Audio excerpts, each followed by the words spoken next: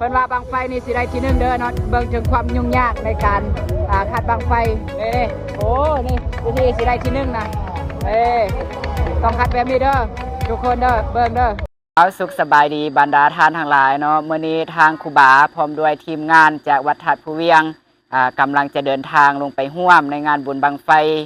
อยู่ที่วัดภูผาธรรมเจียเนาะบ้านห้อยหอยเมืองเวียงทองแขวงบริคำไซวัดห้อยหอยถือว่าเป็นวัดสุดท้ายที่ว่าได้จัดงานบุญบังไฟอยู่ในเมืองเวียงทองมื้อนี้ทางครูบาพร้อมโดยทีมงานก็ถือโอกาสเนาะได้ไปร่วมทำบุญบังไฟก็เลยมื้อนี้จะถือโอกาสเก็บภาพบรรยากาศในการไปร่วมงานบุญครั้งนี้มาให้บรรดาท่านทั้งหลายได้ติดตามรับชมไปนำกันเนาะจะเป็นแนวใดก็ฝากไปติดตามนำกันเลย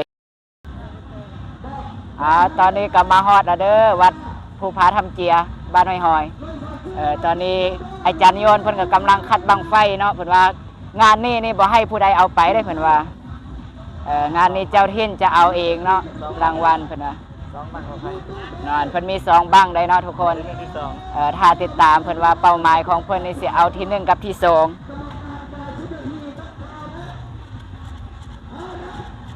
ตอนนี้ก็กำลังคัดบังไฟเพื่อเกียมขึ้นไปจุด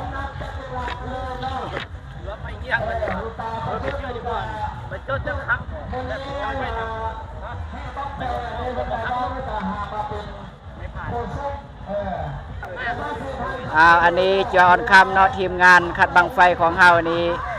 อยู่ถาดภูเวียงนี่เพิ่นได้ที่1ได้นี่อยู่นี่เพิ่นก็สิมาคัดเอาที่1อีกเบิ่งเพิ่นสิสามารถครองแซมได้บ่ติดตามไปเด้ออันนี้อากายจัวมิก้าอยู่จอมทองเพิ่นได้ที่3อยู่นี่เพิ่นว่าสิมาเอาแข่งเอาที่1เลยนี่โอ้วัดจอมทองเลยเนาะ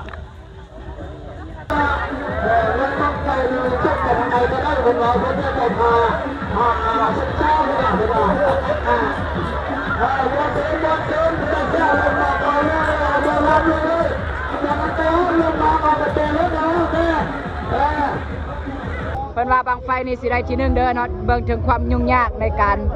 คัดบังไฟถือว่าความสามัคคี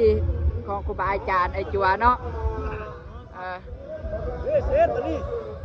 โหดขนาดเลย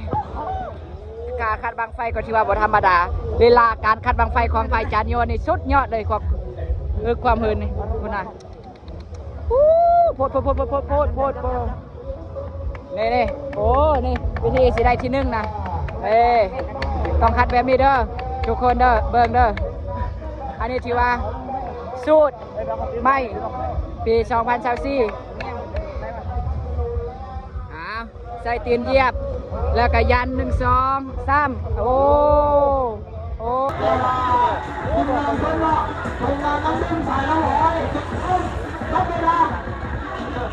ทีมงาน LC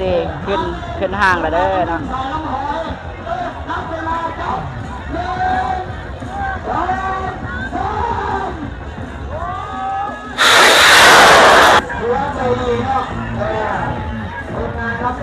อันนี้ถือว่าทีมงาน LC เนาะของเราขึ้นไปแล้วรอติดตามเบิ่งว่าจะได้จักวินาทีเนาะขอเพียงแต่ว่าให้ขึ้นกับพอดีแล้วเนาะ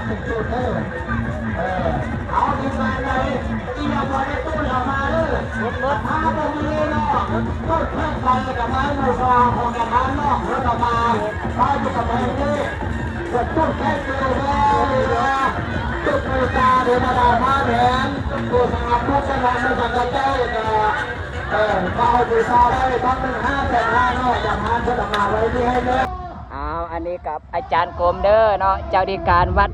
ภูหินแห่ปีนี้เพิ่นว่าสิมาแก้ไขเนาะปีกายนี่เพิ่นบังไฟเพิ่นบ่ขึ้นอยู่จอมทองนี่เพิ่นจูดบ่ขึ้นปีนี้เพิ่นว่าสิเอาที่1ถ้าเบิ่งติดตามไปเบิ่งเด้อว่าสิได้บ่เนาะเพิ่นว่าสิเอา2 นาทีปลายติดตามเบิ่งว่าบังไฟสิขึ้นหรือว่าสิบ่ขึ้นสิได้ที่1 2 นาทีปลายคือเพิ่นว่าบ่ถ้าติดตามไปนำกันเด้อทางสังฆามาภิบุตรยามา